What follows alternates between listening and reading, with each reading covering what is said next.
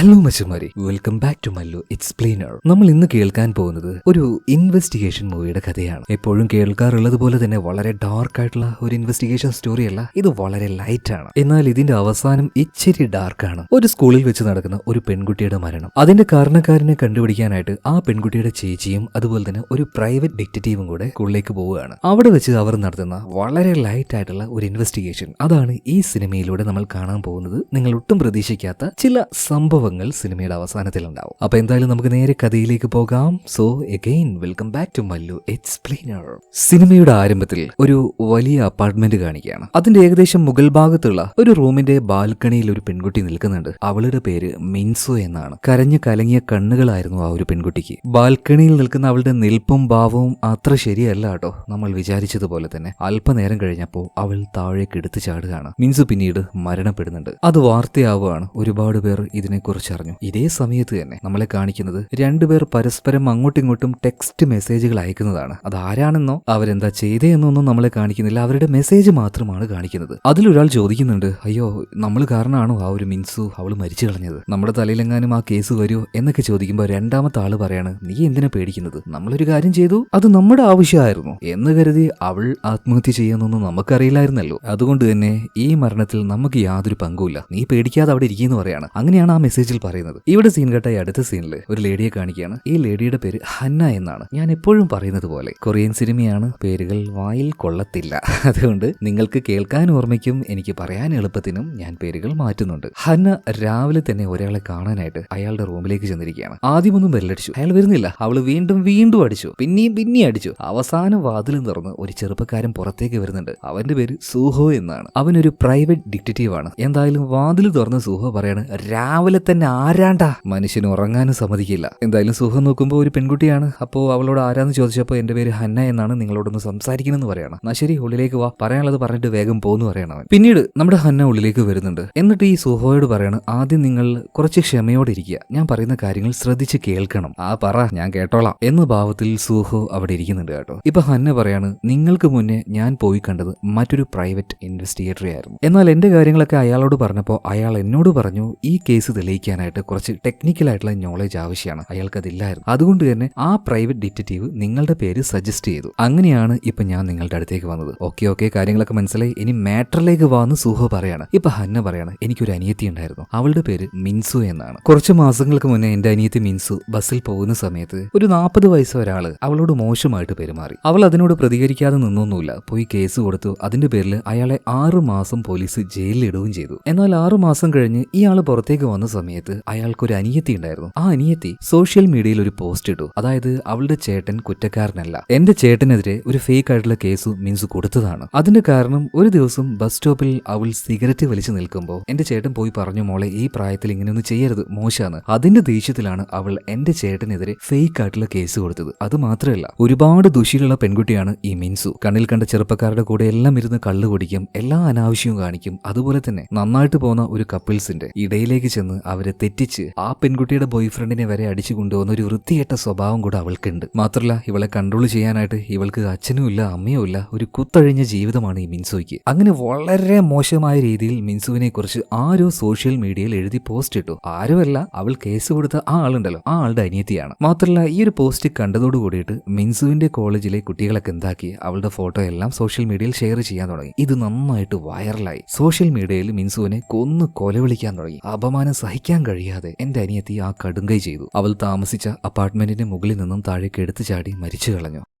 സുഹോ, ഞാനിപ്പോ ഇങ്ങോട്ടേക്ക് വന്നത് എന്റെ അനിയത്തിയെക്കുറിച്ച് മോശമായി ആ പോസ്റ്റ് ഇട്ട ആള് അതാരാണെന്ന് എനിക്കറിയണം. അത് നീ എനിക്ക് കണ്ടുപിടിച്ചു തരണം. കാരണം ആ ആളാണ് എന്റെ അനിയത്തിയുടെ മരണത്തിന് കാരണക്കാരൻ. അതൊരു പെണ്ണാണോ ആണാണോ എന്നൊന്നും എനിക്കറിയില്ല, നീ അത് കണ്ടുപിടിച്ചു തരണം എന്ന് പറയണം. എന്നാൽ ഇത് കേട്ടപാട് തന്നെ സുഹോ പറയാണ്, എന്നെ കൊണ്ട് പറ്റില്ല. കാരണം ഇതുപോലെയുള്ള ചീള് കേസുകൾ ഏറ്റെടുത്ത് എന്റെ വില കളയാൻ ഞാൻ തയ്യാറല്ല. മര്യാദക്കിരുന്ന് സോഷ്യൽ മീഡിയയിൽ ഒന്ന് സെർച്ച് ചെയ്താൽ മതി, ആ ആള് കിട്ടും. ഇമാതിരി പണിക്കൊന്നും ഞാൻ വരില്ല, അതിന്റെ റെപ്യൂട്ടേഷന് ബാധിക്കുന്നു പറയാം. അങ്ങനെ സുഹോ ഹന്നെ ഇറക്കി വിടുകയാണ്. പോവുകയാണ്. ഇതിനുശേഷം ഒരു ഇന്റർവ്യൂ കാണിക്കുന്നുണ്ട്. ഒരു ലേഡി വളരെ സക്സസ്ഫുൾ ആയിട്ടുള്ള ഒരു ബിസിനസ്സുകാരനെ ഇന്റർവ്യൂ ചെയ്യാൻ പോയിരിക്കുകയാണ്. എന്നാൽ ആ ബിസിനസ്സുകാരൻ അയാളുടെ മുഖം കാണിക്കുന്നില്ല. ചെറിയ പ്രായത്തിലെ വലിയ അച്ചീവ്മെന്റ് നേടിയ ആളാണ് ഈ ബിസിനസ്സുകാരൻ. അയാൾക്ക് പാർട്ട്ണറായിട്ട് വേറെ രണ്ടുപേരുണ്ടെങ്കിൽ കൂടി ഈ കമ്പനി ഇത്രയും വലിയൊരു ടോപ്പ് ലെവലിലേക്ക് എത്തിച്ചത് ഇയാളാണ്. സോ അതിന്റെ പേരിലാണ് ഇയാളെ ഇപ്പൊ ഇന്റർവ്യൂ ചെയ്തിരിക്കുന്നത്. ഇവിടെ സീൻ കട്ടായി വീണ്ടും നമ്മുടെ ഹന്നയെ കാണിക്കുകയാണ്. സുഹ പറ്റില്ല എന്ന് പറഞ്ഞിട്ടും അവന്റെ വീട്ടിന്റെ മുന്നിൽ പോയി തന്നെ അവൾ അങ്ങനെ ഇരിക്കും. അവനെ വല്ലാതെ ശല്യപ്പെടുത്താൻ തുടങ്ങുകയാണ്. എങ്ങനെയെങ്കിലും ഈ ഒരു കേസ് എടുക്കുക പറഞ്ഞിട്ട്. എന്നാൽ സുഹോ അവളെ മൈൻഡ് ആക്കിയിട്ടില്ല. അങ്ങനെ ഒരു ദിവസം ഈ സുഹോയുടെ വീടിന്റെ പുറത്ത് ഹന്ന ഇരിക്കുന്ന സമയത്ത് അവളുടെ ഫോണിലേക്ക് ഒരു കോള് വരികയാണ്. വിളിച്ചത് മറ്റാരുമല്ല, സുഹോ തന്നെയാണ്. ഇതുവരെയായിട്ടും അവളുടെ നമ്പർ വരെ സുഹോ മേടിച്ചിട്ടില്ല. എന്നാലും ആ നമ്പർ കണ്ടുപിടിച്ച് അവളുടെ ഫോണിലേക്ക് വിളിക്കണമെങ്കിൽ ടെക്നിക്കലി സുഹോ നല്ല അറിവുള്ള ആളാണ്. അങ്ങനെ സുഹോയുടെ റൂമിലേക്ക് വന്ന ഹന്നയോട് സുഹോ ആദ്യം പറയുന്ന ഒരു കാര്യം എന്താണെന്ന് വെച്ചാൽ, കേസ് ഞാൻ ഏറ്റെടുക്കാം, പക്ഷെ അതിന്റെ ഫീസ് 2 ലക്ഷം രൂപയാണ്. അപ്പൊ തന്നെ ഹന്ന പറയുന്നുണ്ട്, നിങ്ങൾ ചോദിക്കുന്ന കാശ് ഞാൻ തരാം, പക്ഷെ ആദ്യം പറ്റില്ല എന്ന് പറഞ്ഞ് ഇപ്പൊ നിങ്ങൾ എന്താണ് കേസ് ഏറ്റെടുക്കാൻ കാരണം എന്ന് ഹന്ന ചോദിച്ചപ്പോൾ സുഹോ പറയാണ്, അത് പിന്നെ ഞാൻ ആദ്യം വിചാരിച്ചത് ഇതൊരു വാളി കേസാണെന്നാ. എന്നാൽ നിന്റെ അനിയത്തി മിൻസുവിനെതിരെ ആ ഒരു പോസ്റ്റ് ഇട്ട ആളുണ്ടല്ലോ, അയാളുടെ ഐഡി ഞാനൊന്ന് ട്രാക്ക് ചെയ്യാൻ നോക്കി. സൂപ്പർ മരിയോ എന്നൊരു പേരാണ്, പക്ഷേ അതിന്റെ IP അഡ്രസ് ട്രേസ് ചെയ്യാൻ നോക്കുമ്പോൾ പറ്റുന്നില്ല. ഇമെയിൽ ട്രേസ് ചെയ്യാൻ നോക്കുമ്പോഴും പറ്റുന്നില്ല. അപ്പൊ എനിക്ക് മനസ്സിലായി ഈ പോസ്റ്റ് ഇട്ട ആള് നിസാരക്കാരനല്ല, ആളൊരു കില്ലാടിയാണ്. ഒരിക്കലും ആർക്കും ട്രേസ് ചെയ്യാൻ പറ്റാത്ത രീതിയിലാണ് ഒരു ഫേക്ക് അക്കൗണ്ടിൽ നിന്നും ഇങ്ങനെ ഒരു പോസ്റ്റ് ഇട്ടിരിക്കുന്നത്. അപ്പൊ എനിക്ക് മനസ്സിലായി ഞാൻ വിചാരിച്ചതുപോലെയുള്ള ഒരു വാളി കേസല്ല ഇത്. എന്റെ തലച്ചോറ് നല്ല പുകച്ചാൽ മാത്രമേ എനിക്ക് അയാളെ കണ്ടുപിടിക്കാൻ പറ്റുള്ളൂ. സത്യം പറഞ്ഞാൽ ഇങ്ങനെയുള്ള കേസുകളോടാണ് എനിക്ക് താല്പര്യം. അതുകൊണ്ട് തന്നെയാണ് ഞാൻ ഈ കേസ് ഏറ്റെടുത്തതും. ഇവിടെ സീൻ കട്ടായി അടുത്ത സീനിൽ വീണ്ടും ആ ഒരു ചാറ്റ് മെസ്സേജുകൾ കാണിക്കുകയാണ്. അവളുടെ മരണത്തിന് കാരണം ഞാനായിരിക്കോ? എനിക്ക് വല്ലാതെ പേടിയാവുന്നു. പോലീസ് എങ്ങാനും ഇനി ട്രേസ് ചെയ്ത് വന്ന് എന്നെ അറസ്റ്റ് ചെയ്യോ എന്നൊക്കെ ഒന്നാമത്തെ ആള് ചോദിക്കുമ്പോൾ രണ്ടാമത്തെ ആള് പറയാണ്, ഒരു കാരണവശാലും ഇല്ല. പോലീസ് ട്രേസ് ചെയ്ത് വന്നാൽ തന്നെ ഒരു തെളിവ് വേണ്ടേ? അങ്ങനെ ഒരു തെളിവ് ഞാൻ അവശേഷിപ്പിച്ചിട്ടില്ല. നീ പേടിക്കേണ്ട, ആർക്കും നിന്നെ കണ്ടുപിടിക്കാൻ പറ്റില്ല. ഇവിടെ സീൻ കട്ടായി അടുത്ത സീനിൽ ഒരു കഫേയിൽ കാണിക്കുകയാണ്. ഹന്നയും സുഹയും കൂടെ കാര്യങ്ങൾ അങ്ങോട്ടും ഇങ്ങോട്ടും സംസാരിക്കുകയാണ്. അതായത് ഹന്നയോട് സുഹ ഒരു കാര്യം പറയുന്നുണ്ട്, നിന്റെ അനിയത്തിയോട് വല്ലാത്ത ദേഷ്യമുള്ള ഒരാൾ തന്നെയാണ് ഈ പോസ്റ്റ് ഇട്ടിരിക്കുന്നത്. എന്തായാലും കൂടുതൽ കാര്യങ്ങൾ മനസ്സിലാക്കാനായിട്ട് നിന്റെ അനിയത്തി മിൻസു ഉണ്ടല്ലോ, അവളുടെ ഫോൺ എനിക്കൊന്ന് വേണമെന്ന് പറയാണ്. അങ്ങനെ സുഹ പറഞ്ഞതുപോലെ തന്നെ അനിയത്തി മിൻസുയുടെ ഫോൺ എടുത്തുകൊണ്ട് ഹന്ന ഇപ്പോൾ സുഹയുടെ വീട്ടിൽ പോവാണ്. എന്നാൽ അവനപ്പോൾ അവിടെ ഉണ്ടായിരുന്നില്ല. അവൻ വരുന്നത് വരെ വെറുതെ ഇരിക്കേണ്ടല്ലോ എന്ന് കരുതിയിട്ട് ഹന്ന തന്നെ മിൻസുവിന്റെ ഫോൺ പരിശോധിക്കുമ്പോൾ അവൾക്കൊരു മെയിൽ വന്നിട്ടുണ്ടായിരുന്നു. ആ മെയിൽ വന്നതും സൂപ്പർ മരിയോ എന്നൊരു അക്കൗണ്ടിൽ നിന്നാണ്. ശരിക്കും സിനിമയിൽ മറ്റൊരു പേരാണ്, ഞാൻ നിങ്ങൾക്ക് കേൾക്കാൻ എളുപ്പത്തിനും എനിക്ക് പറയാൻ എളുപ്പത്തിനും പേര് മാറ്റിയെന്നേ ഉള്ളൂ കേട്ടോ, സൂപ്പർ മരിയോ. ഓക്കെ, അപ്പൊ സൂപ്പർ മരിയോ എന്ന പേരിൽ നിന്നും മെസ്സേജ് വന്നിരിക്കുന്നത് എന്താന്ന് വെച്ചാൽ, ഞാൻ പറഞ്ഞല്ലോ അതൊരു ബ്ലാക്ക് മെയിൽ ആണ്. കൂടെ തന്നെ ഒരു ഫോട്ടോയുണ്ട്. ഫോട്ടോ എന്താന്ന് വെച്ചാൽ ഈ മിൻസു ഒരു ചെറുപ്പക്കാരന്റെ കൂടെ ഇരുന്ന് വെള്ളം അടിക്കുകയാണ്. അതുപോലെ തന്നെ ആ മെയിലിൽ ചില കാര്യങ്ങൾ എഴുതി വിട്ടിട്ടുണ്ട്. നീ നോക്കിക്കോ, ഇനി ഒരിക്കലും നിനക്ക് ചിരിക്കാൻ പോലും കഴിയാത്ത രീതിയിൽ അത്രയും വലിയൊരു പണി നിനക്ക് വരുന്നുണ്ട്. ഇനി നിന്റെ മുഖത്ത് ആ ചിരി ഉണ്ടാവില്ല എന്ന് ആ ഇമെയിലിൽ ഉണ്ടായിരുന്നു കേട്ടോ. അധികം വൈകാതെ തന്നെ സുഹ വരുന്നുണ്ട്. സുഹയ്ക്ക് ആ ഒരു മെയിൽ ഹന്ന കാണിച്ചു കൊടുക്കുകയാണ്. എന്നാൽ ആ മെയിലുകൾ പൂർണ്ണമായിട്ടും പരിശോധിച്ചപ്പോൾ സുഹ പറയണ, ഞാൻ വിചാരിച്ചു ഈ സൂപ്പർ മരിയോ എന്ന് പറയുന്ന അക്കൗണ്ട് ഹാൻഡിൽ ചെയ്യുന്ന ആൾ വലിയ ബുദ്ധിമാനായിരിക്കുന്നു. എന്നാൽ അങ്ങനെയല്ല, എനിക്കിപ്പോൾ അയാൾ ഏകദേശം ട്രേസ് ചെയ്യാൻ പറ്റുന്നുണ്ട്. എന്നാൽ ഒന്നുകൂടെ പരിശോധിച്ച സമയത്ത് സുഹ പറയാണ്, ഇവിടെ ഒരു പ്രശ്നം ഉണ്ടല്ലോ. ടോട്ടൽ സൂപ്പർ മരിയോ എന്ന അക്കൗണ്ടിൽ നിന്നും 4 മെയിലുകൾ വന്നിട്ടുണ്ട്. 2 എണ്ണം ഒരേ ലൊക്കേഷനും വേറെ 2 എണ്ണം വേറെ വേറെ ലൊക്കേഷനിലുമാണ്. അതായത് സൂപ്പർ മരിയോ എന്ന അക്കൗണ്ട് ഹാൻഡിൽ ചെയ്യുന്നത് ഒരാളല്ല, അത് 2 ആളാണ്. അതിൽ ഒരാൾക്കാണ് ശരിക്കും നിന്റെ അനിയത്തിയോട് വല്ലാത്ത ദേഷ്യം. രണ്ടാമത്തെ ആള് അയാൾ ഒരു ടെക്നിക്കൽ എക്സ്പേർട്ട് ആണ്, ഹാക്കർ എന്ന് വിളിക്കാം. അപ്പോ അയാൾ അയച്ച ആ 2 ഇമെയിലാണ് വ്യത്യസ്തമായ ലൊക്കേഷൻ കാണിക്കുന്നത്. ശരിക്കും ആ മെയിൽ എനിക്ക് ട്രേസ് ചെയ്യാൻ പറ്റുന്നില്ല. എന്നാൽ 2 മെയിലുകൾ വന്നിരിക്കുന്നത് ഒരേ സ്ഥലത്ത് നിന്നാന്ന് പറഞ്ഞില്ലേ, ആ മെസ്സേജ് അയച്ചിരിക്കുന്നത് ശരിക്കും നിന്റെ അനിയത്തിയോട് ദേഷ്യമുള്ള ആളാണ്. എന്തോ ഇമോഷണലിന് പുറത്ത് അയാൾ അയച്ചതാണത്. അതുകൊണ്ടാണ് അയാളെ ചെറുതായിട്ടെങ്കിലും ട്രേസ് ചെയ്യാനായിട്ട് എനിക്ക് പറ്റിയത്. അതുപോലെ തന്നെ ഒരു കാര്യം ഉറപ്പിച്ചു പറയാം, നിന്റെ അനിയത്തിയോട് ദേഷ്യമുള്ള ആ ആള് അത് മറ്റാരുമല്ല, നിന്റെ സ്കൂളിലുള്ള ഏതോ ഒരു വിദ്യാർത്ഥി തന്നെയാണ്, അവളുടെ ക്ലാസ്മേറ്റ് തന്നെയാണ്. എന്നാൽ അതിലെന്താ ഇത്ര ഉറപ്പ് എന്ന് ഹന്ന സുഹയോട് ചോദിച്ചപ്പോൾ സുഹ പറയാണ്, നീ ആ മെയിൽ വായിച്ചില്ലേ? അതിൽ പ്രധാനപ്പെട്ട ഒരു കാര്യമുണ്ട്, അത് നമ്മൾ നോട്ട് ചെയ്യണം. അതായത് ഒരിക്കലും നിന്റെ ചിരി ഇനി നിന്റെ മുഖത്ത് ഉണ്ടാവില്ല എന്ന്. അങ്ങനെ ഒരു കാര്യം അയാൾ പറയണമെങ്കിൽ ഈ മിൻസുയെ എന്നും കാണുന്ന ഒരാളാണത്. എന്നും അവളുടെ മുഖത്തെ ചിരി കാണുന്ന ഒരാൾ തന്നെയാണത്. മിക്കവാറും അവളുടെ സ്കൂളിലെ ആരെങ്കിലും ഒരാളായിരിക്കും. ഒന്നില്ലെങ്കിൽ ടീച്ചർമാരായിരിക്കും, അല്ലെങ്കിൽ സ്റ്റുഡൻസ് ആയിരിക്കാം, ചിലപ്പോൾ അവളുടെ ഏറ്റവും അടുത്ത കൂട്ടുകാരിയും ആയിരിക്കാം. എന്തായാലും ഒരു ഇമോഷന്റെ പുറത്ത് മിൻസുവിന്റെ ശത്രുവായിട്ടുള്ള ആ ആളുണ്ടല്ലോ, 2 ഇമെയിലുകൾ അയച്ചു എന്ന് പറയുന്നില്ല, അതൊരു സാംസങ് ഫോണിൽ നിന്നാണെന്ന് എനിക്ക് മനസ്സിലായി. മാത്രമല്ല വേറെ പ്രധാനപ്പെട്ട ഒരു കാര്യമുണ്ട്, ഇതെല്ലാം ചെയ്തിരിക്കുന്നത് ഈ മിൻസു കേസ് കൊടുത്ത ആളുടെ സഹോദരനോ സഹോദരിയോ ആയിരിക്കാം എന്നല്ലേ എല്ലാവരും വിചാരിച്ചു വെച്ചിരിക്കുന്നത്. എന്നാൽ അങ്ങനെയൊന്നുമില്ല. മിൻസു കേസ് കൊടുത്ത ആ ആളുണ്ടല്ലോ, ജയിലിൽ പോയ ആള്, അയാൾക്ക് അനിയത്തിയുമില്ല അനിയനുമില്ല. സോ ഒരു കാര്യം ഉറപ്പാണ്, മിൻസുവിന്റെ സ്കൂളിലെ ഏതോ ഒരാൾ തന്നെയാണ് ഇത് ചെയ്തിരിക്കുന്നത്. പിന്നീട് സ്കൂളിലെ വൈഫൈ ഒക്കെ ഹാക്ക് ചെയ്തതിനു ശേഷം അവിടെയുള്ള കുറച്ചധികം പിള്ളേരുടെ ഫോട്ടോ എല്ലാം സോഹോ കളക്ട് ചെയ്യുന്നുണ്ട്. എന്നിട്ട് അതിൽ ഓരോ ഫോട്ടോയും ഹന്നയ്ക്ക് കാണിച്ചു കൊടുക്കുന്നുണ്ട്. ഇതിൽ ആരെങ്കിലും നീ കണ്ടിട്ടുണ്ടോ എന്ന് ചോദിക്കുകയാണ്. അങ്ങനെ ഓരോ ഫോട്ടോകളായിട്ട് ഇങ്ങനെ മാറ്റുന്ന സമയത്ത് കണ്ണാടി വെച്ച ഒരു പെൺകുട്ടിയെ കാണുന്നുണ്ട്. ഈ പെൺകുട്ടി അന്ന് വന്നിട്ടുണ്ടായിരുന്നു. മിൻസു മരിച്ച ചടങ്ങുകൾ നടന്ന സമയത്ത് അന്ന് ഞാൻ ഈ പെൺകുട്ടിയെ കണ്ടിട്ടുണ്ട് എന്ന് പറയണം. അവളുടെ പേര് സോയ എന്നാണ്. പിന്നെയും ഫോട്ടോസ് അങ്ങനെ മാറ്റി മാറ്റി കൊണ്ടുപോകുമ്പോൾ ഒരു പെണ്ണിന്റെയും ആൺകുട്ടിയുടെ ഒരു ഫോട്ടോ കാണുന്നുണ്ട്. പെട്ടെന്ന് തന്നെ ഹന്ന പറയുന്നത് ഇവരും വന്നിട്ടുണ്ട്. ആ പയ്യന്റെ പേര് റോണി എന്നും അതുപോലെ തന്നെ ആ പെൺകുട്ടിയുടെ പേര് ലീന എന്നാണ്. മാത്രമല്ല ഈ റോണിയും ലീനയും ഞാൻ നേരത്തെ കണ്ടിട്ടുണ്ട്. ഒരു ദിവസം അവൾ മദ്യം കഴിച്ച് തീരെ ബോധമില്ലാതായപ്പോ മിൻസുവിനെ വീട്ടിലേക്ക് കൊണ്ടാക്കി തന്നത് ഈ റോണിയും ലീനയും കൂടിയിട്ടാണ്. ഈ 3 പേരെ കുറിച്ചേ നമ്മുടെ ഹന്നയ്ക്ക് അറിയുള്ളൂ. എന്തായാലും കൂടുതലായിട്ട് എന്തെങ്കിലും ഡീറ്റെയിൽസ് കിട്ടണമെങ്കിൽ നേരെ സ്കൂളിലേക്ക് തന്നെ ചെല്ലണം. അങ്ങനെ പിറ്റേ ദിവസം തന്നെ ഹന്നയും സുഹയും കൂടെ സ്കൂളിലേക്ക് ചെന്ന് അവരൊരു ടീച്ചറെ കണ്ട് സംസാരിക്കുകയാണ്. ഹന്നയാണ് സംസാരിക്കുന്നത്. ടീച്ചറെ, ഞാൻ മിൻസുവിന്റെ ചേച്ചിയാണ്. അന്ന് അവളുടെ ചടങ്ങും കാര്യങ്ങളൊക്കെ നടക്കുമ്പോൾ ഇവിടെ നിന്നും കുറച്ച് പിള്ളേര് വന്നിട്ടുണ്ടായിരുന്നു. എനിക്ക് അവരോടും സംസാരിക്കണം, നന്ദി പറയണം എന്നൊക്കെ പറയണം. ഇപ്പൊ ടീച്ചർ ഓക്കെ കുഴപ്പമൊന്നുമില്ല, നിങ്ങൾ സംസാരിച്ചു എന്ന് പറയണം. ഇതേ നേരം തന്നെ സുഹു ടീച്ചറുടെ ഫോൺ ഏതാണെന്ന് നോക്കുന്നുണ്ട്. ടീച്ചറുടെ ഫോൺ അത് സാംസങ് ആണ്. അതായത് സാംസങ് ഫോണിൽ നിന്നാണ് ആ ഒരു മെയിൽ വന്നതെന്ന് സുഹു കണ്ടുപിടിച്ചില്ലേ. അതുകൊണ്ട് തന്നെ സാംസങ് ഫോൺ ഉപയോഗിക്കുന്ന എല്ലാവരെയും ഇവരൊരു സംശയത്തോടു കൂടി മാത്രമേ നോക്കുള്ളൂ. എന്തായാലും സുഹോയും ഹന്നയും ഇപ്പോൾ റോണിയും ലീനയും വിളിച്ച് അവരോട് സംസാരിക്കാൻ നിൽക്കുകയാണ്. പെട്ടെന്ന് ഹന്ന അവരോട് ചോദിക്കുന്നുണ്ട്, അന്ന് ക്രിസ്മസിന്റെ അന്ന് കള്ളു പിടിച്ച എന്റെ അനിയത്തിയെ വീട്ടിലേക്ക് കൊണ്ടുവന്നത് നിങ്ങൾ രണ്ടുപേരും അല്ലേ? എന്നാൽ ഇത് കേട്ടപ്പോൾ അവരുടെ രണ്ടുപേരുടെയും മുഖമൊന്നും മാറി. അപ്പം തന്നെ നമ്മുടെ ഹന്നയുടെ കാലിനിട്ട് സുഹു ഒരു ചവിട്ട് കൊടുക്കുന്നു. ഒന്നും മിണ്ടാതിരിക്കും, ഞാൻ അവരോട് ചോദിച്ചോളാം എന്ന ആ ഒരു രീതിയിൽ. അങ്ങനെ സുഹു അവരോട് രണ്ടുപേരും ചിരിച്ചുകൊണ്ട് തന്നെ ചോദിക്കുകയാണ്, റോണി, ലീന, നിങ്ങൾക്ക് രണ്ടുപേർക്കും മിൻസുവിനെ നന്നായിട്ട് അറിയാല്ലേ? അവളോട് ആർക്കെങ്കിലും ദേഷ്യമുണ്ടോ? ആരോടെങ്കിലും അവൾ വഴക്കിട്ടിട്ടുണ്ടായിരുന്നു? സുഹു ഈ കാര്യം ചോദിച്ചപ്പോ പെട്ടെന്ന് തന്നെ നമ്മുടെ ലീൻ ഒരു കാര്യം പറയുന്നുണ്ട്. ഉണ്ട് ജിയക്ക് അവളോട് നല്ല ദേഷ്യം ഉണ്ടെന്ന് പറയണം. ജിയ അത്യാവശ്യം സ്മാർട്ട് ആയിട്ടുള്ള ഒരു ആൺകുട്ടിയുടെ സ്വഭാവമുള്ള ഒരു പെണ്ണാണ്. അവൾക്കൊരു ഗ്യാങ്ങിനുണ്ട്. അവളോട് ആരും അങ്ങനെ മുട്ടാൻ നിൽക്കാറില്ല. എന്നാൽ ഇവരുടെ ക്ലാസ്സിൽ നിന്നും എല്ലാവരും ടൂർ പോകാൻ നിൽക്കുമ്പോൾ ജിയ പറഞ്ഞ സ്ഥലത്തേക്ക് പോകണമെന്ന് പറഞ്ഞിട്ട് എല്ലാവരോടും വോട്ട് ചെയ്യാൻ പറഞ്ഞായിരുന്നു. എന്നാൽ അതിന് ഓപ്പോസിറ്റ് ആയിട്ട് മിൻസു വോട്ട് ചെയ്തു. അന്നു മുതലേ മിൻസുവിനോട് ഈ ജിയയ്ക്ക് ഒരു ദേഷ്യം ഉണ്ടായിരുന്നുവെന്ന് ലീന പറയാണ്. എന്നാൽ ഇത് കേട്ടപാട് തന്നെ റോണി പറയണത്, അതിനൊന്നും ഒരു സാധ്യതയില്ല. ഇതുവരെയായിട്ടും ജിയ മിൻസുവുമായിട്ട് വഴക്കിടുന്നത് ഞാൻ കണ്ടിട്ടേ ഇല്ല. മാത്രമല്ല അന്ന് അവളുടെ ചടങ്ങ് നടക്കുമ്പോൾ ജിയ അവിടെ വന്നിട്ടുണ്ടായിരുന്നു. എന്നാൽ ഹന്ന പറയാണ്, ജിയോ അങ്ങനെ ഒരാൾ അവിടെ വന്നിട്ടില്ലല്ലോ. നിങ്ങളെ 3 പേരെ മാത്രമേ ഞാൻ കണ്ടിട്ടുള്ളൂ. ഒന്ന് നീ, അതുപോലെ തന്നെ ലീന, പിന്നെ സോയ എന്ന് പറഞ്ഞ ആ ഒരു കണ്ണാടി എല്ലാം വെച്ച ആ ഒരു പെൺകുട്ടി. ഇപ്പൊ റോണി പറയാണ്, ജിയ അവിടെ വന്നിട്ടുണ്ടെങ്കിലും വീട്ടിന്റെ ഉള്ളിലേക്ക് വന്നിട്ടില്ല. പുറത്തു വരെ വന്ന് തിരിച്ചു പോകുന്നതാണ് ഞാൻ കണ്ടത്. അല്ല, ഈ സോയ എന്ന് പറഞ്ഞ പെൺകുട്ടി എന്തിനാണ് മിൻസുവിന്റെ ചടങ്ങിന് വന്നത്? സോയ മിൻസും തമ്മിൽ അത്ര വലിയ ഫ്രണ്ട്ഷിപ്പും കാര്യങ്ങളൊന്നും ഇല്ലായിരുന്നല്ലോ. ആണോ? സോയുമായിട്ട് അവൾക്ക് അത്ര സൗഹൃദ ബന്ധം ഇല്ലായിരുന്നല്ലേ? ഓക്കെ, നിങ്ങൾ രണ്ടുപേരും പൊയ്ക്കോന്ന് പറഞ്ഞിട്ട് സുഹോ അവരെ പറഞ്ഞയക്കുകയാണ്. അവര് പോയ അപ്പൊ തന്നെ സുഹോ ഹന്നെ ചീത്ത പറയണം, നീ എന്തിനാണ് ആവശ്യമില്ലാതെ അവരോട് സംസാരിക്കാൻ നിന്നത്? അവരോട് ഒരു തഞ്ചത്തിലും താളത്തിലൊക്കെ സംസാരിച്ച് കുറച്ച് കാര്യങ്ങൾ എനിക്ക് അറിയാണ്ടായിരുന്നു. ഇപ്പൊ ഹന്ന പറയാണ്, അതിന് അബദ്ധമൊന്നും ഞാൻ പറഞ്ഞില്ലല്ലോ. അന്ന് ക്രിസ്മസ് രാത്രി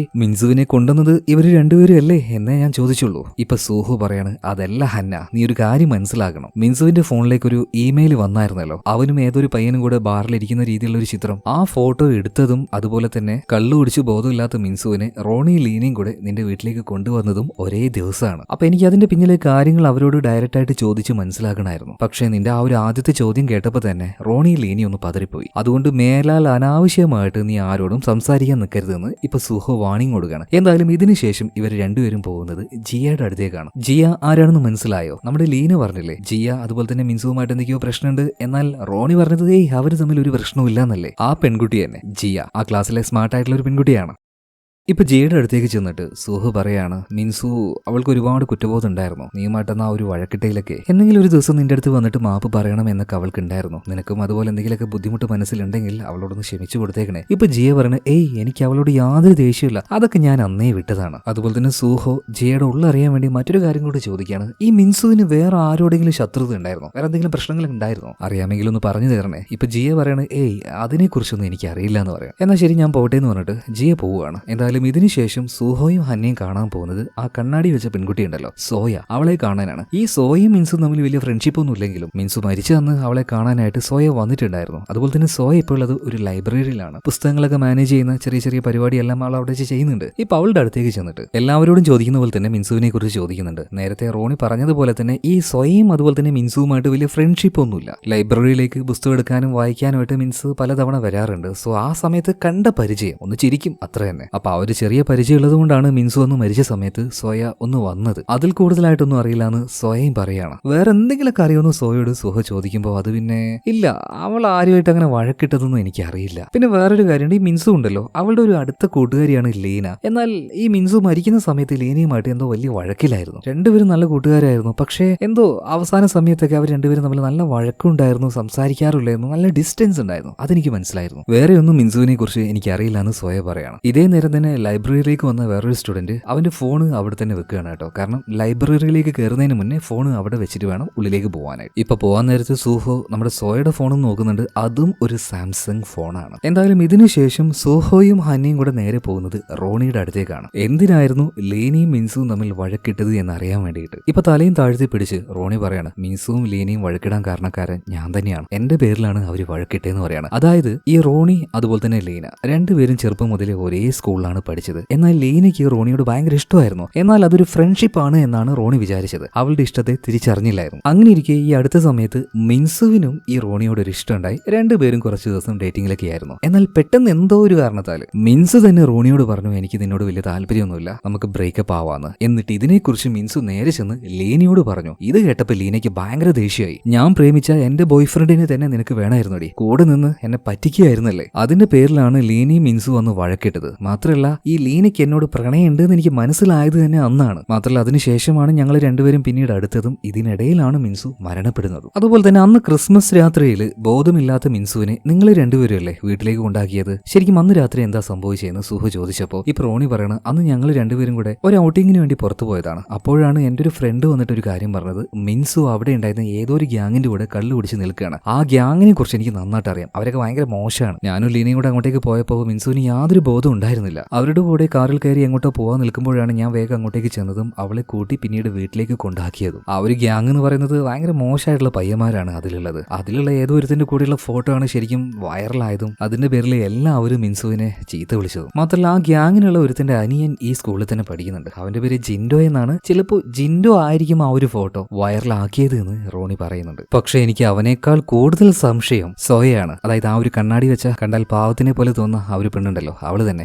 എന്താണ് അതിന്റെ കാരണം എന്ന് സോഹ ചോദിച്ചപ്പോ അത് പിന്നെ ഈ സോയയ്ക്ക് എന്താ പറയാ, സദാചാരബോധം കുറച്ച് കൂടുതലുള്ള കൂട്ടത്തിലാണ്. ഒരു ദിവസം സ്കൂളിന്റെ മുകളിൽ വെച്ച് രണ്ടുപേരും അങ്ങോട്ടും ഇങ്ങോട്ടും ഉമ്മ വെച്ചായിരുന്നു. അത് കണ്ട് അവള് പോയി കംപ്ലൈന്റ് കൊടുത്ത് രണ്ടുപേരും സ്കൂളിൽ നിന്ന് പുറത്താക്കി. അപ്പൊ സോഹ ചോദിക്കുകയാണ്, രണ്ടുപേർ തമ്മിൽ ഉമ്മ വെക്കുന്നത് ഇത്ര വലിയ പ്രശ്നമാണോ? ഈ സമയത്ത് റോണി ഒരു കാര്യം പറയുന്നുണ്ട്. ഉമ്മ വെച്ചത് ഒരു ആൺകുട്ടി ഒരു പെൺകുട്ടി ആയിരുന്നില്ല, രണ്ട് പെൺകുട്ടികളായിരുന്നു. ഇത് കണ്ട് സോയയ്ക്ക് ഒട്ടും ഇഷ്ടപ്പെടാനിട്ട് അവള് കംപ്ലൈന്റ് കൊടുത്തു. ആ രണ്ട് പിള്ളേരെയും ഇവിടുന്ന് പുറത്താക്കി. അതുപോലെ തന്നെ മിൻസു അത്ര നല്ല ആളായിരുന്നില്ല. അവളുടെ നടപടിയും ഏകദേശം ഇതുപോലൊക്കെ തന്നെയായിരുന്നു. ചിലപ്പോ അവളെ ഇഷ്ടമില്ലാത്തത് കൊണ്ട് അവളെ നാറ്റിക്കാനായിട്ട് ചിലപ്പോ സോയ തന്നെ ആയിരിക്കും ഇങ്ങനെ ചെയ്തിട്ടുണ്ടാവുക എന്ന് റോണി പറയുന്ന സമയത്ത് നമ്മുടെ ഹന്നയ്ക്ക് ഇത് അത്ര വിശ്വസിക്കാൻ പറ്റുന്നില്ല. എന്തായാലും റോണിയോട് പോയിക്കോ എന്ന് പറയാണ്. ഇപ്പൊ ഹന്ന സുഹോയോട് പറയാണ്, ഈ റോണി ഇങ്ങനൊരു കഥ നമ്മളോട് വെറുതെ ഉണ്ടാക്കി പറയാണ്. കാരണം എനിക്ക് സംശയം അവന്റെ ഗേൾഫ്രണ്ട് ഉണ്ടല്ലോ ലീന, അവളെ തന്നെയാണ്. കാരണം എന്റെ അനിയത്തി അവളുടെ ബോയ് ഫ്രണ്ടുമായിട്ട് കുറച്ച് ദിവസം നടന്നല്ലേ, അതിന്റെ ആ ഒരു വെറുപ്പും ദേഷ്യം എന്തായാലും ലീനയ്ക്ക് ഉണ്ടാവും. മിക്കവാറും ഈ ലീന തന്നെയായിരിക്കും മിൻസുവിനെതിരെ ആ ഒരു പോസ്റ്റ് ഇട്ടത്.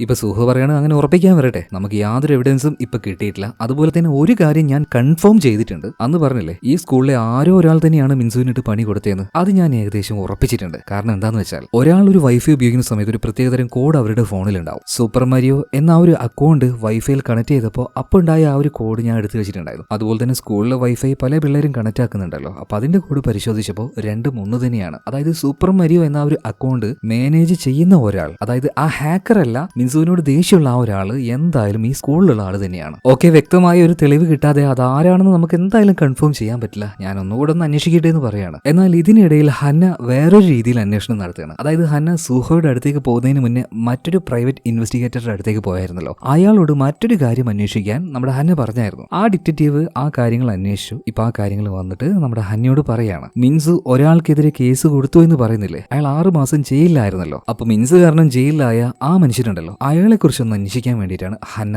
ഈ ആദ്യത്തെ ഡിറ്റക്റ്റീവിനെ അങ്ങോട്ടേക്ക് പറഞ്ഞയച്ചത്. എന്നാൽ അയാൾ മറ്റൊരു കാര്യമാണ് കണ്ടുപിടിച്ച് വന്നിരിക്കുന്നത്. ജയിലിലായ ആ ആളുണ്ടല്ലോ, അയാൾക്ക് വേണ്ടി വാദിച്ച വക്കീലിന്റെ അടുത്തേക്ക് ഒരു പെൺകുട്ടി പോയിട്ട് ജയിലിലായ ആ ആളുടെ എല്ലാ ഡീറ്റെയിൽസും ആ ഒരു പെൺകുട്ടി എടുത്ത് പോയിട്ടുണ്ടായിരുന്നു എന്നുള്ള കാര്യം ഹന്നയുടെ ആദ്യത്തെ ആ ഒരു ഡിറ്റക്റ്റീവ് കണ്ടുപിടിച്ച് വന്ന് ഹന്നയോട് പറയണം. മാത്രമല്ല ആ പെൺകുട്ടിയുടെ പേര് ലീന എന്നും പറയാണ്. അപ്പൊ തന്നെ നമ്മുടെ ഹന്നയ്ക്ക് കാര്യം മനസ്സിലായി. ലീന അവള് തന്നെയാണ്, ഞാൻ വിചാരിച്ചതുപോലെ തന്നെ എന്റെ അനിയത്തിയോടുള്ള ആ ഒരു പക വെച്ച് അവള് തന്നെയാണ് ഇതെല്ലാം ചെയ്തത്. അതായത് ജയിലിൽ പോയ ആ ആളുടെ വക്കീലിനോട് കാര്യങ്ങളൊക്കെ ചോദിച്ചപ്പോൾ ഒരു കാര്യം എന്തായാലും മനസ്സിലായിട്ടുണ്ടാവും. അയാൾക്ക് അനിയത്തിയുമില്ല അനിയനുമില്ല. എന്നാൽ പിന്നെ അങ്ങനെ ഒരു റോൾ ഇട്ട് ആ പേരിൽ ഒരു പോസ്റ്റ് ഇടാന്ന് ലീന തീരുമാനിച്ചിട്ടുണ്ടാവും. വേഗം തന്നെ ഹന്ന ചെന്ന് സുഹയോട് ഈ കാര്യം പറയുന്നുണ്ട്. ഒരുപാടൊന്നും അന്വേഷിക്കേണ്ട ആവശ്യമില്ല, അത് മറ്റാരുമല്ല ലീന തന്നെയാണ്. അവൾ ചെറുപ്പം മുതലേ പ്രണയിച്ച അവളുടെ ബോയ് ഫ്രണ്ടിനെ കുറച്ചു ദിവസം മിൻസു ഡേറ്റ് ചെയ്തതിന്റെ ആ ഒരു ദേഷ്യത്തിലാണ് ലീന ഇതൊക്കെ ചെയ്തത്. എന്നാൽ അപ്പോഴും സുഹ പറയുന്നത്, നീ ഒറ്റയടിക്ക് ഇങ്ങനെ പറയാൻ വരട്ടെ, ഫിസിക്കൽ ആയിട്ടുള്ള ഒരു എവിഡൻസ് നമുക്ക് കിട്ടട്ടെ, എന്നിട്ട് നമുക്ക് തീരുമാനിക്കാം. എന്തായാലും അതിനുള്ളൊരു വഴി ഞാൻ ഞാൻ കണ്ടുപിടിച്ചിട്ടുണ്ട്. എന്താണ് ആ വഴിയെന്ന് ഹന്ന ചോദിച്ചപ്പോൾ സുഹോ ഒരു പുസ്തകം പൊക്കി കാണിച്ചു കൊടുക്കുകയാണ്. കണ്ടോ, ഈ പുസ്തകം എടുത്തത് നിന്റെ അനിയത്തിയാണ്. ഈ ബുക്ക് ഉപയോഗിച്ച്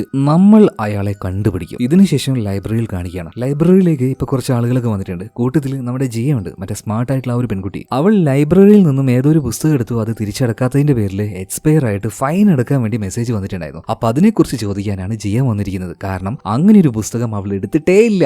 ഇതിന്റെ പേരിൽ അവിടെ ഉണ്ടായിരുന്ന സോയോട് അവള് വഴക്കിട്ടുകൊണ്ടിരിക്കുകയാണ്. സ്വയം മനസ്സിലായില്ലേ, ഇച്ചിരി സദാചാരബോധം കുറച്ച് കൂടുതലായിട്ടുള്ള നമ്മുടെ കണ്ണാടി പെണ്ണ് തന്നെ. ലൈബ്രറിയിലെ കാര്യങ്ങൾ അത്യാവശ്യം അവൾ മാനേജ് ചെയ്യാറുണ്ടല്ലോ. എന്തായാലും ഇതേ സമയത്ത് തന്നെ റോണിയും അങ്ങോട്ടേക്ക് വരുന്നുണ്ട്. അവനും ഇതേപോലെ ഒരു മെസ്സേജ് പോയിട്ടുണ്ട്. എന്നാൽ അവനും പുസ്തകം എടുത്തിട്ടില്ല. അതുപോലെ തന്നെ ലേനിയും വരികയാണ്, അവളും പുസ്തകം എടുത്തിട്ടില്ല. വേറെയും കുറച്ച് പിള്ളേര് വന്നിട്ടുണ്ട്. അതായത് എന്തോ ഒരു ടെക്നിക്കൽ എററാണ്, സിസ്റ്റത്തിൽ നിന്നും എന്തോ ഒരു മിസ്റ്റേക്കിന്റെ പേരിലാണ് ഇവർക്ക് എല്ലാവർക്കും ഇങ്ങനെ ഒരു മെസ്സേജ് പോയത്. എന്തായാലും കറക്റ്റ് ഈ സമയത്താണ് നമ്മുടെ സുഹോ അങ്ങോട്ടേക്ക് ഓടി വരുന്നത്. മാത്രമല്ല അവന്റെ കയ്യിൽ ഒരു പുസ്തകം ഉണ്ടായിരുന്നു. അവൻ പറയാണ്, ടീച്ചറെ ഈ പുസ്തകം മിൻസു ആണ് എടുത്തത്. എക്സ്പയറി ഡേറ്റ് ആയതുകൊണ്ട് തന്നെ ബുക്ക് ഞാൻ തിരിച്ചു കൊണ്ടുവരാൻ നോക്കുമ്പോഴാണ് ഇതിന്റെ ഉള്ളിൽ നിന്നും എനിക്കൊരു കത്ത് കിട്ടിയത്. അത് അവളുടെ ആത്മഹത്യാ കുറിപ്പായിരുന്നു. എന്തായാലും ആ ഒരു കുറിപ്പ് എല്ലാവരും വായിച്ചു നോക്കുമ്പോൾ അത് പൂർണ്ണമായ ഒരു കത്തല്ല. ആ കത്തിന് ഒരു രണ്ടാം ഭാഗം ഉണ്ട്. പക്ഷേ കത്തിന്റെ രണ്ടാം ഭാഗം അത് എവിടെ ഉണ്ടാവും? ഇപ്പൊ അവള് കത്ത് വെച്ചിരിക്കുന്ന ഈ ബുക്ക് ഉണ്ടല്ലോ, ആ ബുക്കിനൊരു രണ്ടാം ഭാഗം ഉണ്ട്. എന്നാൽ പിന്നെ അതിലൊന്ന് നോക്കിക്കളയെന്ന് പറഞ്ഞിട്ട് വേഗം തന്നെ സുഹു പോയിട്ട് അതിന്റെ രണ്ടാം ഭാഗത്തിന്റെ ബുക്ക് എടുക്കുകയാണ്. അവർ വിചാരിച്ചതുപോലെ തന്നെ ആ പുസ്തകത്തിന്റെ ഉള്ളിൽ മറ്റൊരു കത്ത് കൂടെ ഉണ്ടായിരുന്നു. എന്നാൽ ആ കത്തിലും പൂർണ്ണമായിട്ട് കാര്യങ്ങൾ പറയുന്നില്ല. മൂന്നാമതൊരു പുസ്തകം കൂടെ ഉണ്ട്, അതിലായിരിക്കും പൂർണ്ണമായ കാര്യങ്ങൾ ഉണ്ടാവുക. അതുകൊണ്ട് തന്നെ സുഹ നേരെ വരികയാണ്. സോയ അവിടെ തന്നെ ഉണ്ടല്ലോ, അവളാണ് അവിടുത്തെ ആ ഒരു സിസ്റ്ററിനെ മാനേജ് ചെയ്യുന്നത്. ഇപ്പൊ സോയോട് ചോദിക്കുകയാണ്, മിൻസു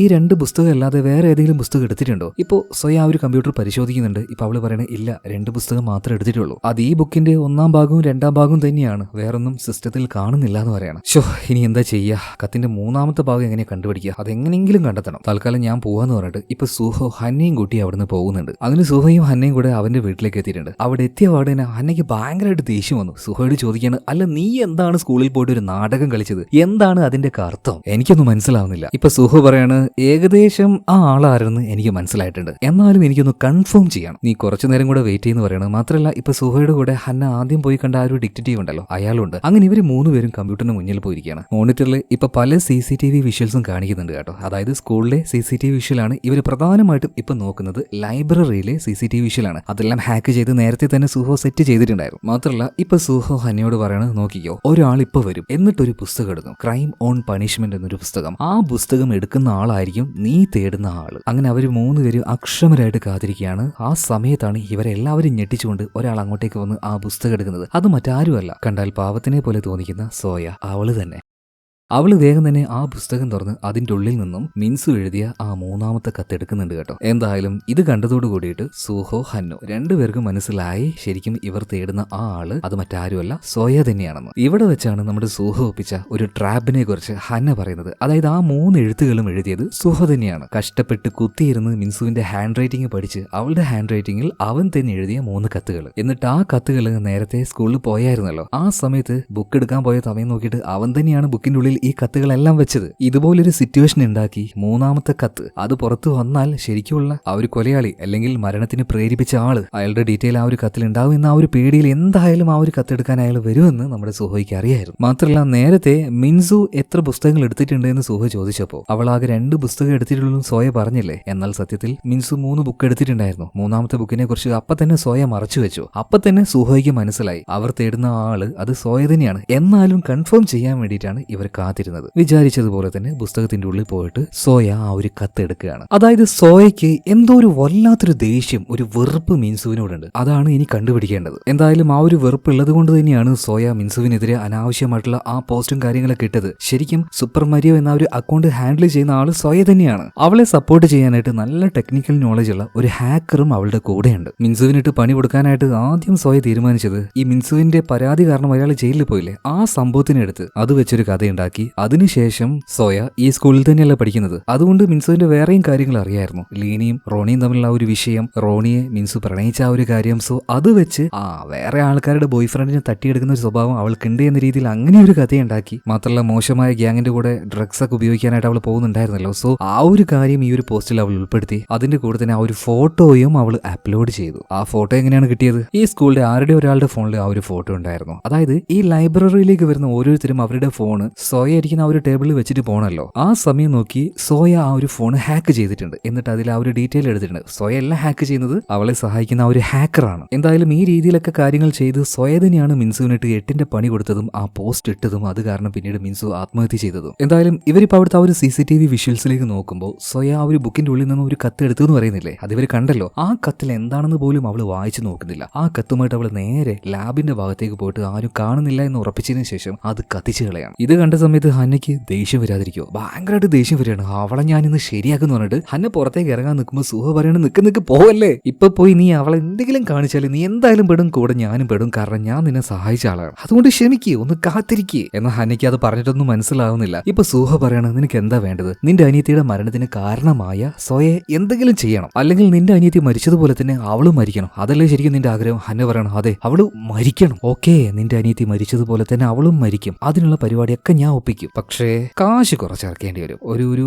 10-20 ലക്ഷം രൂപ. ഒറ്റയടിക്ക് തരണമെന്ന് ഞാൻ പറയുന്നില്ല കേട്ടോ, പല തവണയായിട്ട് തന്ന് തീർത്താൽ മതി. ഇതിന് നിനക്ക് സമ്മതമാണെങ്കിൽ എങ്ങനെയാണോ നിന്റെ അനിയത്തി മരിച്ചത് അതുപോലെ തന്നെ സോയയും മരിച്ചിരിക്കും. എന്തായാലും അതിനോട് ഡീല് പറയാണ് ഹന്ന, അവള് മരിക്കണം, എന്റെ അനിയത്തി മരിച്ചതുപോലെ തന്നെ മരിക്കണം. ഇവിടെ സീൻ കട്ടായി അടുത്ത സീനിൽ നമ്മൾ ഇടയ്ക്കിടയ്ക്ക് കാണുന്ന ആ ഒരു ടെക്സ്റ്റ് മെസ്സേജുകൾ ഉണ്ടല്ലോ, അത് കാണിക്കുകയാണ്. അതിലെപ്പോഴും ഭയന്നുകൊണ്ട് മെസ്സേജ് അയക്കുന്ന ആളുണ്ടല്ലോ, ഒന്നാമത്തെ ആൾ, ആ ആൾ മറ്റാരുമല്ല സോയ തന്നെയാണ്. അവളെ ഹെൽപ്പ് ചെയ്യുന്ന ആ ഒരു ഹാക്കർ അതാരാണെന്ന് ഇപ്പോഴും നമ്മളെ കാണിച്ചിട്ടില്ല. എന്തായാലും ഇത്തവണ സോയ പറയുന്നത് ഇനി പേടിക്കാനൊന്നുമില്ല, എല്ലാ തെളിവുകളും നശിപ്പിച്ചിട്ടുണ്ട്. ഇതേ സമയത്ത് തന്നെ ഹാക്കർ പറയാണ്, അത് തന്നെയല്ലേ ഞാൻ ആദ്യം മുതലേ പറയുന്നത്, പേടിക്കേണ്ട, നമ്മൾ ഒരു രീതിയിലും പെടാൻ പോകുന്നില്ല. ഇവിടെ സീൻ കട്ടായി അടുത്ത സീനിൽ കാണിക്കുന്നത് സിനിമയുടെ ആരംഭത്തിൽ ഒരു ബന്ധവുമില്ലാതെ ഒരു കാര്യം കാണിച്ചത് ഓർമ്മയുണ്ടോ? വളരെ ചെറിയ പ്രായത്തിൽ വലിയൊരു ബിസിനസ് ചെയ്ത് അത് സക്സസ് ആയ ഒരാൾ, അയാളെ ഇന്റർവ്യൂ ചെയ്യാൻ വന്ന ഒരു ഇന്റർവ്യൂവർ. എന്നാൽ ആ സമയത്ത് ആ ബിസിനസ്സുകാരന്റെ മുഖം കാണിച്ചിട്ടുണ്ടായിരുന്നില്ല. എന്തായാലും ആ വിഷ്വൽ ഇവിടെ ഒന്നുകൂടെ കാണിക്കുന്നുണ്ട്. ഇതിനുശേഷം നമ്മുടെ സോയെ കാണിക്കണം. ഇന്ന് സ്കൂളിൽ ലീവാണ്, അതുകൊണ്ട് ഒരല്പം വൈകിട്ടാണ് സോയ എഴുന്നേൽക്കുന്നത്. രാവിലെ എഴുന്നേറ്റപാട് തന്നെ സോയ സോഷ്യൽ മീഡിയ തുറന്നു നോക്കുമ്പോൾ ഒരു കാര്യം കണ്ട് ആകെ ഞെട്ടിപ്പോവാണ്. സോയ അവൾക്കെതിരെ അജ്ഞാതനായിട്ടുള്ള ഒരാള് ഒരു വല്ലാത്ത രീതിയിൽ ഒരു പോസ്റ്റ് എഴുതിയിട്ടിരിക്കുകയാണ്. അതും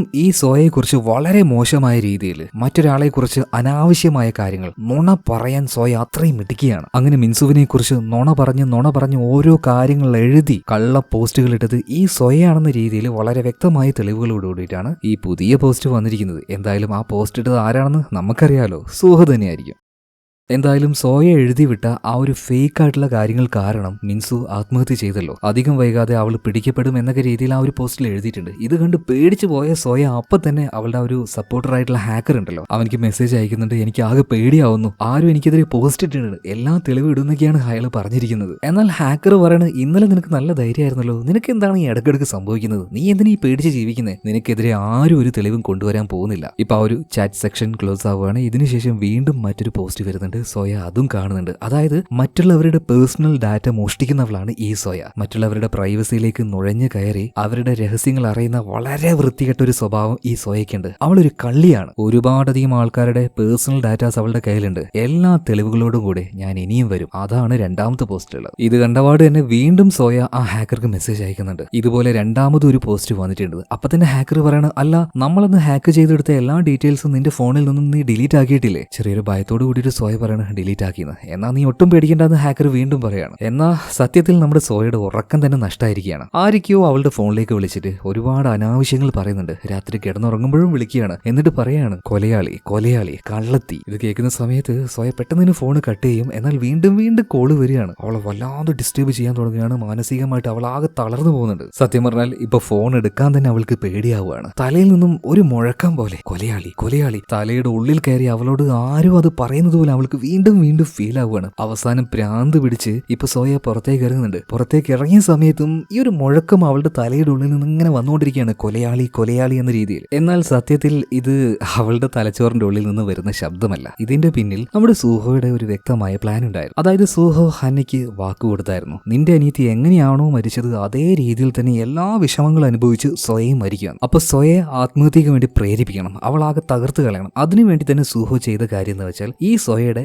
ഫാമിലി ഹിസ്റ്ററി നന്നായിട്ട് തന്നെ ഒന്ന് പരിശോധിക്കുകയാണ്. അങ്ങനെ ആ കാര്യം നോക്കിയപ്പോഴാണ് സൂഹയ്ക്ക് ഒരു കാര്യം മനസ്സിലായത്. ഈ സോയയ്ക്ക് ഒരു ചേട്ടനുണ്ട്. എന്നാൽ അവരുടെ രണ്ടുപേരുടെയും അച്ഛന്മാർ ഒരാളല്ല, ഒരമ്മയാണെങ്കിൽ രണ്ടച്ഛന്മാരാണ്. അവളുടെ ചേട്ടന്റെ അച്ഛൻ മരിച്ച സമയത്ത് അവനെ അനാഥാലയത്തിലാക്കി, അനാഥാലയത്തിലാണ് അവൻ വളർന്നത്. അതുപോലെ തന്നെ കുറച്ചു കാലം കഴിഞ്ഞപ്പോൾ സോയ ഉണ്ടായി. പിന്നീട് കുറച്ചു കാലം കഴിഞ്ഞപ്പോൾ അവളുടെ അമ്മ മരിച്ചുപോയി. അവൾക്ക് അച്ഛൻ ഉണ്ടായിരുന്നെങ്കിലും അവൾക്ക് കൂടുതൽ അടുപ്പം ഓർഫനേജിലായിരുന്ന അവളുടെ ചേട്ടനോടായിരുന്നു. എപ്പോഴും മെസ്സേജുകൾ അയച്ച് അവർ തമ്മിൽ എപ്പോഴും ഒരു നല്ല ബന്ധം ഉണ്ടായിരുന്നു. ആ ആള് തന്നെയാണ് അവളെ അവളെ ഹെൽപ്പ് ചെയ്യുന്ന ആ ഒരു ഹാക്കർ. പക്ഷേ ഇപ്പൊ നമ്മുടെ സൂഹോയും ഹന്നയും കൂടെ ഒരു വ്യക്തമായ പ്ലാൻ ഉണ്ടാക്കിയിട്ട് സോയയുടെ ഉള്ളിൽ ഒരു പേടി ഇട്ടു കൊടുത്തിരിക്കുകയാണ്. അതായത് ഈ സോയ ചെയ്ത ഒരു കാരണത്താല് ശരിക്കും അവളുടെ ചേട്ടനും ചെന്ന് പെടാൻ പോവുകയാണ്. അപ്പൊ അവൾ കാരണം അവളുടെ ചേട്ടന്റെ ലൈഫും കൂടെ ഇല്ലാതായി പോവോ എന്നുള്ള ആ ഒരു പേടി ഇപ്പൊ അവളുടെ ഉള്ളിൽ വന്നിട്ടുണ്ട്. മാത്രമല്ല അവൾ കേൾക്കുന്ന ആ ഒരു ശബ്ദം ഉണ്ടല്ലോ, അത് വെറുതെ കേൾക്കുന്നൊന്നുമല്ല. സൂഹോ ഓൾറെഡി ഈ സോയയുടെ വീട്ടിലേക്ക് പോയിട്ട് അവിടെ പല ഭാഗത്തായിട്ട് ചെറിയ ചെറിയ സ്പീക്കറുകൾ വെച്ചിട്ടുണ്ട്. മാത്രമല്ല ഇപ്പൊ പുറത്തൂടെ ഇറങ്ങി നടക്കുമ്പോൾ ഒരു സ്ഥലത്ത് വെച്ച് അവൾ ആ ഒരു ശബ്ദം കേട്ടല്ലോ, കൊലയാളി എന്ന രീതിയിൽ. ശരിക്കും അവിടെ ഒരു സ്പീക്കർ നേരത്തെ സെറ്റാക്കി വെച്ചായിരുന്നു. എന്നിട്ട് അവൾ പോലും അറിയാതെ നൈസായിട്ട് ആ ശബ്ദങ്ങൾ അവളെ കൊണ്ട് കേൾപ്പിക്കുകയായിരുന്നു. അങ്ങനെ പതിയെ പതിയെ പതിയെ സോയെ മാനസികമായിട്ട് തകർത്ത് കളഞ്ഞവര്. അങ്ങനെ വല്ലാതെ ഭ്രാന്ത് പിടിച്ച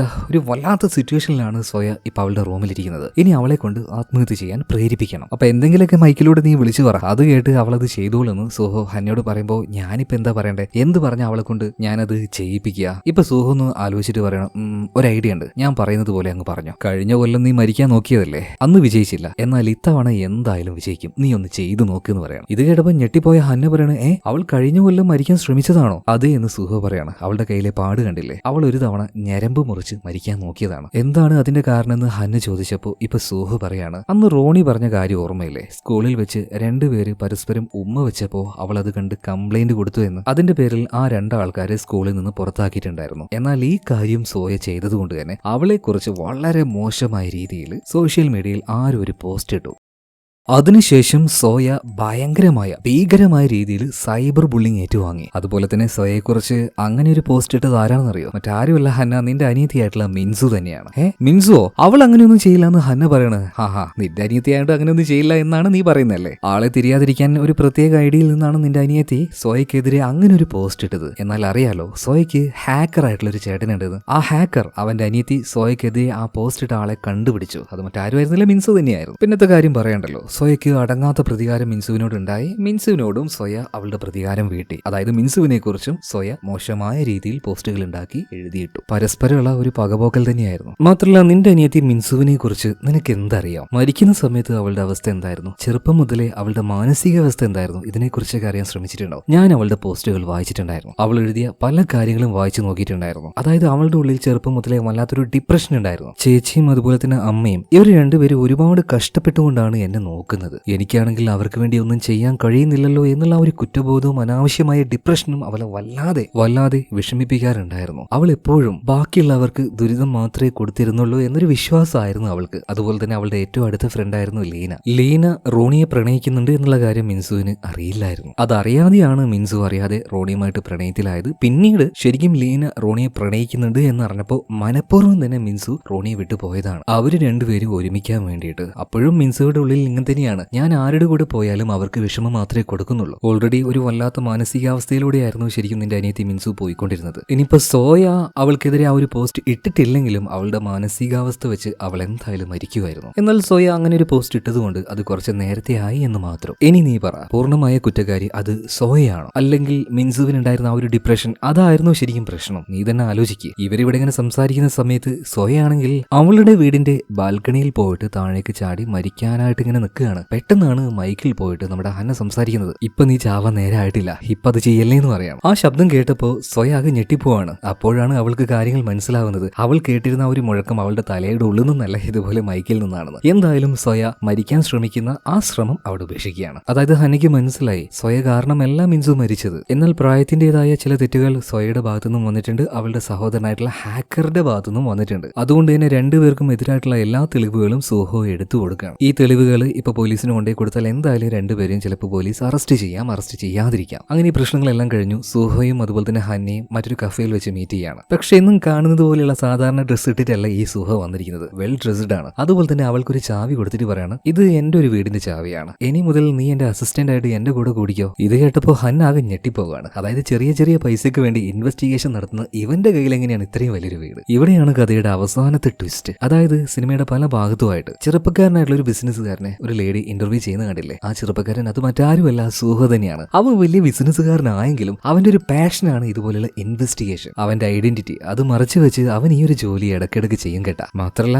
വേറൊരു ട്വിസ്റ്റ് കൂടെ ഉണ്ട്. നമ്മൾ ഇത്രയും നേരം കേട്ടുകൊണ്ടിരുന്ന ഹാക്കർ എന്ന് പറഞ്ഞ ആളുണ്ടല്ലോ, ആ ആള് അത് മറ്റാരുമല്ല, ഈ സുഹോ തന്നെയാണ്. സുഹോയുടെ അനിയത്തിയാണ് സോയ. നിങ്ങൾക്ക് ഇപ്പൊ ആകെ കൺഫ്യൂഷൻ ആവുന്നുണ്ടാവുമല്ലേ? സത്യം പറഞ്ഞാൽ ഈ സോയ ഉണ്ടല്ലോ, അവളുടെ ചേട്ടനായിട്ടുള്ള ഈ സുഹോയുമായിട്ട് മെസ്സേജിങ് മാത്രമേ ഉണ്ടായിരുന്നുള്ളൂ, നേരിട്ട് കണ്ടിട്ടൊന്നുമില്ല. സോയയ്ക്ക് വേണ്ടി എല്ലാ കാര്യങ്ങളും ചെയ്തു കൊടുത്ത ആ ഹാക്കർ അത് സുഹോ തന്നെയാണ്. മാത്രമല്ല സുഹോയുടെ അടുത്തേക്ക് നമ്മുടെ ഹന്ന ഹെൽപ്പ് ചോദിച്ചു വന്ന സമയത്ത് അവളെ പൂർണ്ണമായിട്ടും സുഹ ഹെൽപ്പ് ചെയ്തു. ഒരു രീതിയിലും കേസിനെ വളച്ചൊടിക്കാനോ അല്ലെങ്കിൽ അവന്റെ അനിയത്തിക്ക് ഫേവറബിൾ ആയിട്ട് നിൽക്കാനോ ഒന്നും അവൻ ചെയ്തില്ല. യഥാർത്ഥ സത്യം എന്താണെന്ന് ശരിക്കും സുഹോ ഹന്നയ്ക്ക് ബോധ്യപ്പെടുത്തി കൊടുക്കുമായിരുന്നു. അവസാനം വരെയും ഹന്നയുടെ കൂടെ തന്നെയാണ് സുഹോ നിന്നത് കേട്ടോ. അതുപോലെ തന്നെ ഹന്നയ്ക്ക് ഒരു അവസരം കൊടുത്തിട്ടുണ്ട്. സോയ മരിക്കണോ വേണ്ടോ എന്ന് വേണമെങ്കിൽ ഹന്നയ്ക്ക് തീരുമാനിക്കായിരുന്നു. ഹന്ന സത്യങ്ങൾ മനസ്സിലാക്കിയത് കൊണ്ട് തന്നെ സോയോട് മരിക്കണ്ട എന്ന് പറഞ്ഞു അവളെ ലൈഫിലേക്ക് തിരിച്ചു കൊണ്ടുവന്നു. ഓക്കെ, ഈ കാര്യങ്ങൾ കാണിച്ചുകൊണ്ടാണ് സിനിമ ഇവിടെ തീരുന്നത്. എന്തായാലും കഥ നിങ്ങൾക്ക് ഇഷ്ടമായിട്ടുണ്ടാവും എന്ന് ഞാൻ വിചാരിക്കുകയാണ്. ഇഷ്ടമായാൽ നിങ്ങൾ കമന്റ് ബോക്സിൽ പറ ഇങ്ങനെയുള്ള കഥകൾ ഇഷ്ടമായി എന്നൊക്കെ. എന്തായാലും മറ്റൊരു വീഡിയോയിൽ നമുക്ക് വീണ്ടും കാണാം. Okay, by.